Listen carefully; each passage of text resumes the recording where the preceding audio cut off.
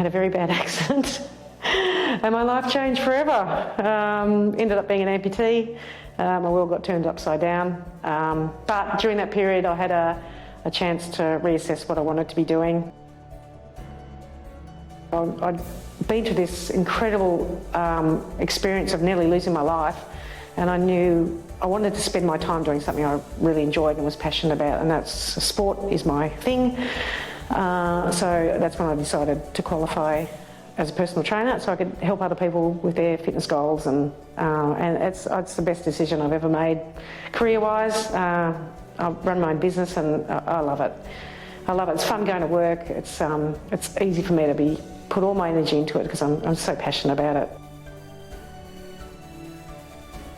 That was really critical for me to get back to some sort of level of fitness. And once I started doing that, I started to learn to run, and then I decided I wanted to learn to swim again. And then I thought, well, if I can get back on a bike, maybe I can do a triathlon again. So I set myself this goal of relearning to do these sports, and it took me 2 years before I finally got back and did my first triathlon again. I didn't know how the race was going to go, I didn't know I was going to finish it, whether I'd like it. Anyway, I did finish it, I liked it, and I decided I wanted more. So I kept racing and found out that I was actually, now racing as an amputee, which means I'm a para-triathlete, I was actually pretty good at it. So all these new opportunities came my way, and Triathlon Australia actually asked me to come and join the para-triathlon team. I ended up, over the next few years, I raced for Australia. I was part of the elite para-triathlon squad and travelled around Australia many times racing and around the world to a point where I was a world-class para-triathlete, which was just phenomenal.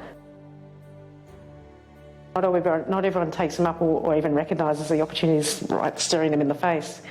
But I actually decided, I'm going to really embrace life, and any new opportunities that come my way, if I'm interested, I'm going to go for it.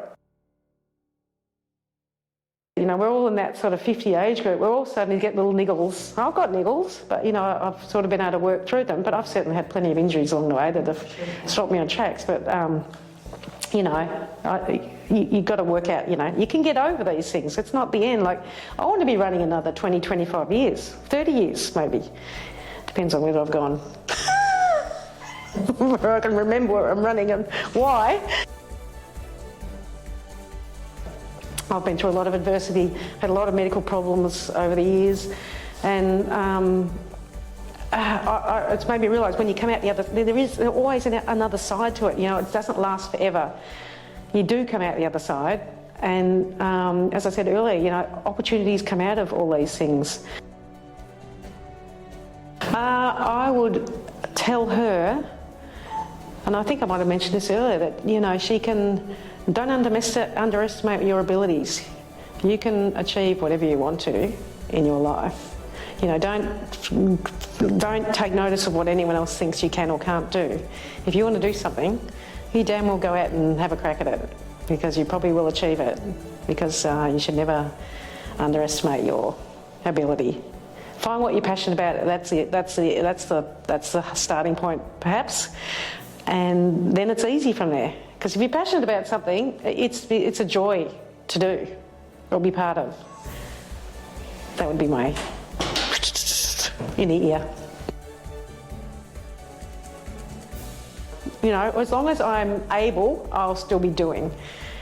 And I don't think that we shouldn't just sit down and go, oh, that's it, I'm old now, and just give up. Because there's so much we can still achieve. Like, we might live for another 30, 40 years the way the medical system's going. So, we don't want to waste. That's nearly half our life.